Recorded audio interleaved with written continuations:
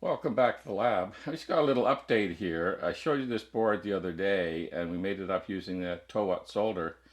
And the joints were rather grayish and not very shiny. And I picked this up today just to have a look at it. I'm sorry the focus is not working out here. I've got a macro lens on that won't autofocus, so I don't know if I'm in the right range or not. But anyway, look, you can see now, for some reason, uh, those solder joints are beautifully shiny. I don't know what happened in the meantime. I didn't do any additional cleaning. It just sat there on my bench and I picked it up today and there it is. So that Towot solder is pretty good. I mean, like it, as you saw in the demonstration, it solders, spreads very nicely. It solders very easily.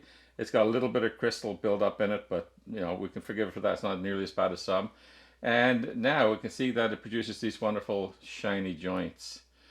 It just may take a few days. Anyway, that's just a quick update on that, guys. Just to let you know that yeah, it's now recommended. I recommend this solder now. All right, catch you in the next one. Bye bye.